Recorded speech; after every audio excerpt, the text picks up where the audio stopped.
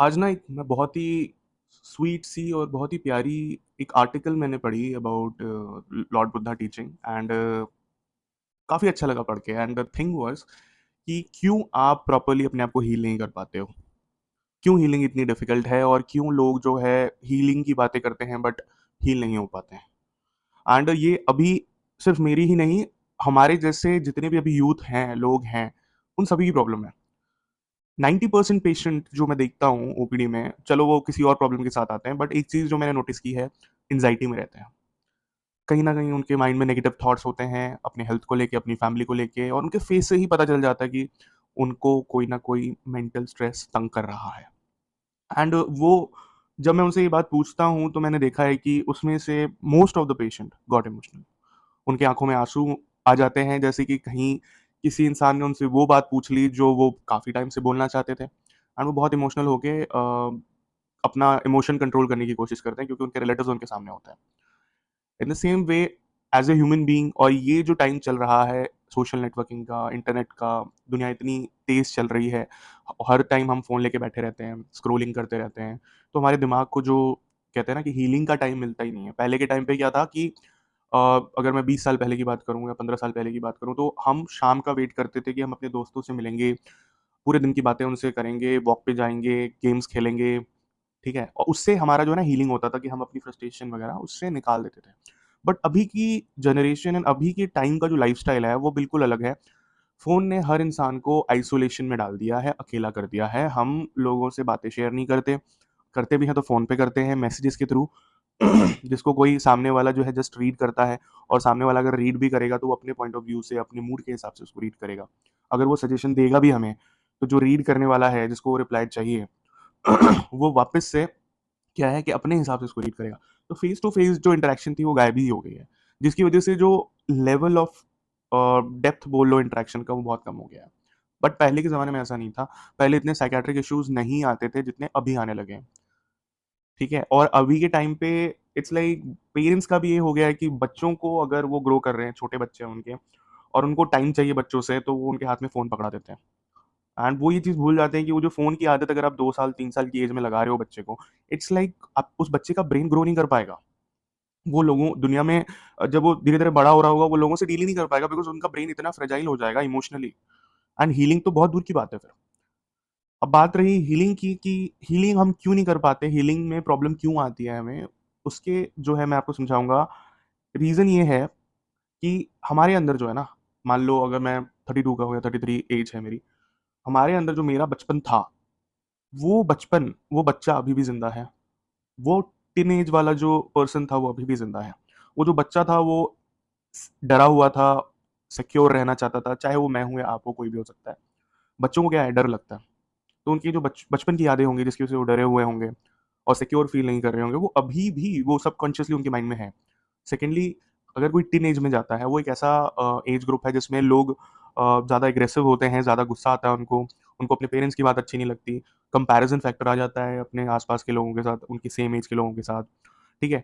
तो वो जो गुस्सा है, उनके साथ जो इनजस्टिस हुआ होता है, वो टीनेज में बहुत देखा जाता है। और अगर उनको जस्टिस नहीं मिला होता, तो वो भी गुस्सा वो कैरी कर रहे होते हैं। तो बचपन का आप क्या कैरी कर रहे हो? डर, ठीक है? Fear, lack of security. And teenage का आप क्या कैरी कर रहे हो? आप कैरी कर रहे हो योर एंगर, ठीक है? इनजस्टिस जो आपके साथ हुआ है। एंड थर्ड रेंज आती है उन लोगों के लिए जो 30 साल के अप्रॉक्स एज जिनकी है, 25 टू 30। वो लाइफ में ना दिमाग लगा-लगा के लोगों के पीछे अपना एनर्जी वेस्ट कर के थक चुके होते हैं। दे गेट एग्जॉस्टेड, इतने एग्जॉस्टेड हो चुके होते हैं कि उनको मन ही नहीं करता किसी चीज़ पे टाइम देने का या एनर्जी देने का, because they are mature enough कि कोई फ़ायदा नहीं है देके। तो दे आर एग्जॉस्टेड। तो आपने देखा कि एक तरफ बच्चा है, एक तरफ टीनेज वाले हैं, और एक तरफ 30 ईयर का कोई इंसान है। तीनों की अपनी-अपनी प्रॉब्लम है जिसको कैरी करके हम अपनी लाइफ में चल रहे होते हैं। एंड फिर हम हीलिंग की बात करते हैं। कैसे होगी हीलिंग? जब तक आप इन तीनों सेगमेंट को डील नहीं करोगे, हीलिंग नहीं हो सकती। आपको समझना पड़ेगा वो जो बच्चा है जिसके मन में वो डर था, वो बच्चा बड़ा हो चुका है, वो टाइम बीत चुका है, वो चीज़ वापस नहीं होने वाली, तो वो डर निकल चुकी है, पास्ट की पास्ट में है। अब वो चीज़, हाँ, ये वो इंसान क्या कर सकता है कि उसके जो बच्चे हों, या फिर अपने सामने कोई बच्चा देखता है, वो एक सिक्योर, एक सेफ्टी वाला एनवायरनमेंट उसको दे सकता है।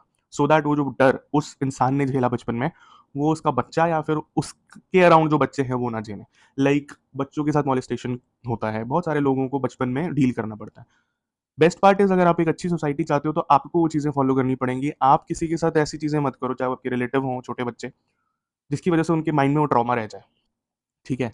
चेंज हमारे अंदर से ही स्टार्ट हो सकती है। तो हम क्या कर सकते हैं कि अगर हम चाहते हैं कि हम अपना बचपन का जो ट्रॉमा है उसको ठीक करें, वो तभी ठीक होगा जब हम अपने अराउंड वाले बच्चों को एक सेफ एनवायरनमेंट देंगे।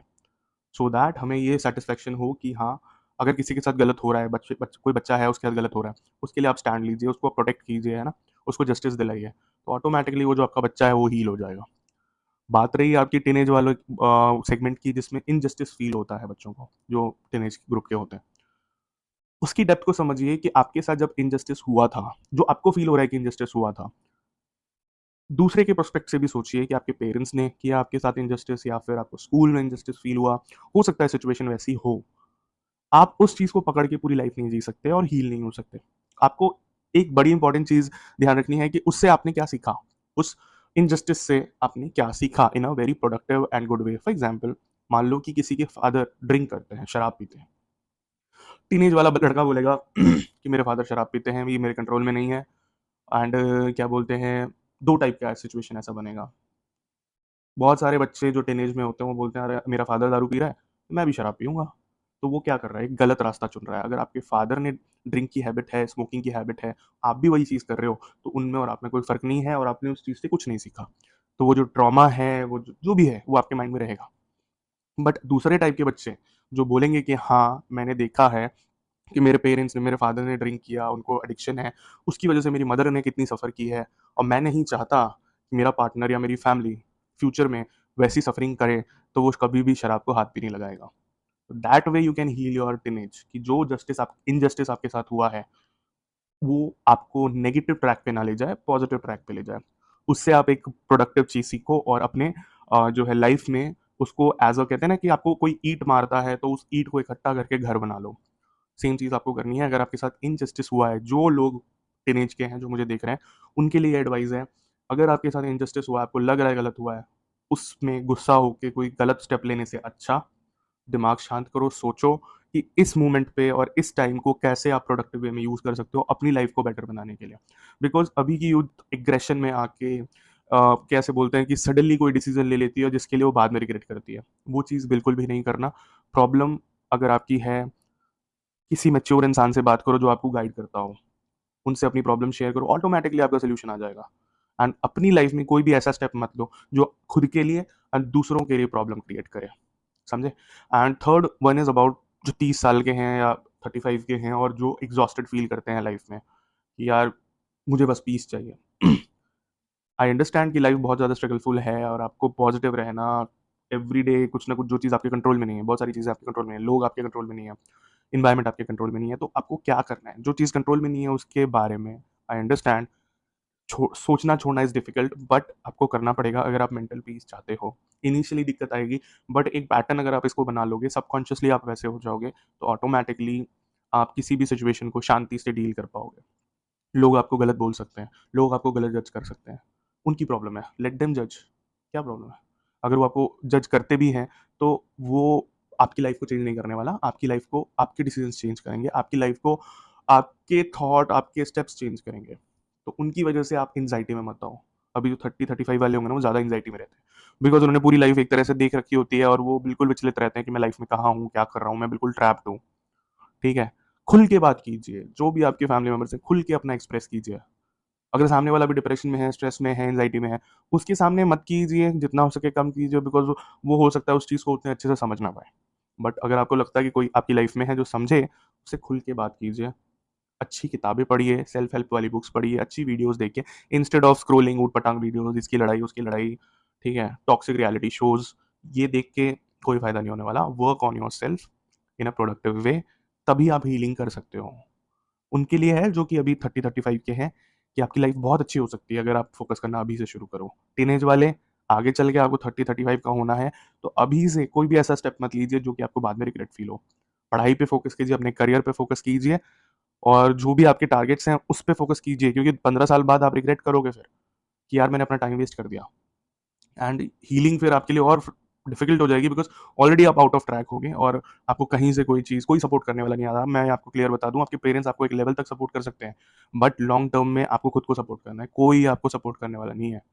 पेरेंट्स भी एक तरह से आपको अंदर घुस के आपके दिमाग में नहीं देख सकते कि क्या चल रहा है, वो आप खुद दो, आपको खुद उस पर काम करना पड़ेगा।